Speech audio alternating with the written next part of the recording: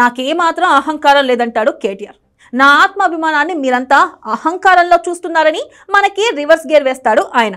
సరే, అదంతా పక్కన పెడితే ఏపీలో జగన్ ఓటమి కేటీఆర్కి బాగా బాధ కలిగించిందట. అసలు జగన్ అలా ఎలా ఓడిపోయాడు అని ఆశ్చర్యం వ్యక్తం చేస్తున్నాడు కేటీఆర్. అంతేకాదు, మరో మిత్రుడు ధర్మవరం మాజీ ఎమ్మెల్యే కేతిరెడ్డి ఓడిపోవడం ఇంకా దారుణమంటున్నాడు. దీంతో ఏపీ బీజేపీ టీడీపీ నేతలు కేటీఆర్ని గట్టిగా తగులుకున్నారు. ముందు నీ సంగతి నువ్వు ఏడు అంటూ లెఫ్ట్ అండ్ రైట్ ఇస్తున్నారు.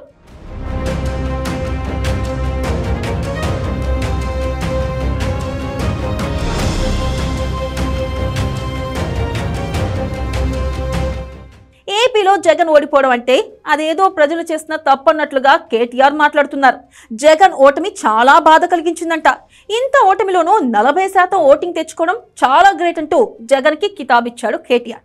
జనం ఓడించిన నాయకుడిని వెనకేసుకుని రావడం ద్వారా తన అహంకారాన్ని మరోసారి బయట పెట్టుకున్నాడు కేసీఆర్ కొడుకు. అంతేకాదు, పొద్దున్నే లేవగానే జనంలో తిరిగే ధర్మవరం మాజీ ఎమ్మెల్యే కేతిరెడ్డి ఎందుకు ఓడిపోయాడు కూడా కేసీఆర్కు అర్థం కావడం లేదట. ఇక గుడ్ మార్నింగ్ ధర్మవరం పేరుతో నియోజకవర్గంలో తిరుగుతూ ఎక్కడ ఖాళీ భూములు ఉన్నాయో తెలుసుకుంటూ వాటిని కబ్జా పెడుతూ ధర్మవరంలో ప్రత్యేక పాలన కేతిరెడ్డిది. ఇక అతగాడు అలాంటివాడు ఎందుకు ఓడిపోయాడు? అక్కడికి వెళ్లి జనాన్ని అడిగితే తెలుస్తుంది కేటీఆర్కి. 200 గజాలు ఇల్లు కట్టుకోవాలన్నా కేతిరెడ్డికి కమిషన్ ఇవ్వాల్సిందే. బిల్డర్లు, ఇంజనీర్ల నుంచి మంచి నెలవారీగా కమిషన్లు వసూలు చేసుకున్న ఘనత కేతిరెడ్డిది. ఇక కేటీఆర్ కామెంట్లపై ఏపీలో బీజేపీ టీడీపీ నేతలు తిట్టిపోస్తున్నారు. టీడీపీ నేత సోమిరెడ్డి చంద్రమోహన్ రెడ్డి అయితే కేటీఆర్ను దారుణంగా ఎక్కిపారేశాడు. జగను మీరు ఒకే కారణంతో ఓడిపోయారు, ఇద్దరు అహంకారంతో విరుచుకుపడ్డారు, అందుకే జనం మిమ్మల్ని ఓడించారు అంటూ కేటీఆర్ను చెడుగుడు ఆడుకున్నాడు సోమిరెడ్డి. ఇక ధర్మవరం ఎమ్మెల్యే మంత్రి సత్యకుమార్ కేటీఆర్ని మాటలతో ఏకిపారేశాడు. నువ్వు నన్ను ఎక్స్లో బ్లాక్ చేసావు గుర్తుందా? కేతిరెడ్డికి నీకు పెద్ద తేడా లేదు. అతను కూడా పైకి చాలా ప్రజాస్వామ్యవాదులా కనిపిస్తూ జనాన్ని దోచుకున్నాడు. నువ్వు అంతే. ఇలా ప్రశ్నిస్తున్నానని నన్ను ఎక్స్లో నువ్వు బ్లాక్ చేసావంటూ కేటీఆర్ను తిట్టకుండా తిట్టాడు సత్యకుమార్. పనికిమాలిన విషయంలో దూరి అందరితో చివాట్లు తిన్నాడు కేటీఆర్. ఇక జగన్ కు కేటీఆర్ కు చాలా దగ్గర పోలికలు ఉన్నాయి. ఇద్దరు రాజరిక పాలన చేశారు. ఇద్దరు అహంకారంతో మిడిసిపాటు పడ్డారు. ఇద్దరు ప్రజలకు దూరంగా ఉన్నారు. ఇద్దరు భయంకరమైన అవినీతికి పాల్పడ్డారు. చివరికి ఇద్దరూ ఓడిపోయారు. తెలంగాణ అసెంబ్లీ ఎన్నికల్లో దారుణంగా ఓడిపోయిన కేసీఆర్ ఈ స్టూడియోలో కూర్చొని ఏపీలో జగన్ గెలవబోతున్నాడని, తనకు పూర్తి సమాచారం ఉందని ఎప్పట్లాగే పిల్లి మొగ్గ వేశారు. కేసీఆర్ నోటి చలవకి జగన్ దారుణంగా ఓడిపోయాడు.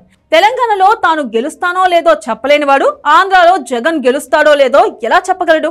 అహంకార ధోరణికి, అతి తెలివికి ఈ మాటలే ఒక ఉదాహరణ. ఒక పక్క బీఆర్ఎస్ లో రోజుకి 2 ఎమ్మెల్యేలు జారిపోతున్నారు, కాంగ్రెస్ కి వెళ్ళిపోతున్నారు. లోక్సభ ఎన్నికల్లో బీఆర్ఎస్ కు గుండు సున్నా వచ్చింది. ఒక్క సీటు కూడా గెలవలేకపోయారు. ఆ పార్టీ పెట్టిన తర్వాత లోక్సభ ఎన్నికల్లో ఒక్క ఎంపీ కూడా గెలవలేకపోవడం ఇదే మొదటిసారి. ఎన్నికలు అయిపోయి దారుణంగా ఓడిపోయినా కూడా ఇంకా కేటీఆర్ పై జనంలో కోపం పోలేదు. అంత దుర్మార్గంగా నియంతలా పరిపాలించారు ఆ కుటుంబం. పార్టీ బలహీన పడిపోతుంది ఒకవైపు, ఎమ్మెల్యేలు పారిపోతున్నారు మరోవైపు, చెల్లెలు జైలు పాలైంది, బీజేపీ కేంద్రంలో క్షణక్షణం ఉనికిస్తోంది. ఇక ఇన్ని సమస్యలు చుట్టుపెట్టుకుని ఏపీలో జగన్ ప్రభుత్వం ఎందుకు మళ్ళీ రాలేదు అంటూ కేటీఆర్ విశ్లేషిస్తున్నాడు.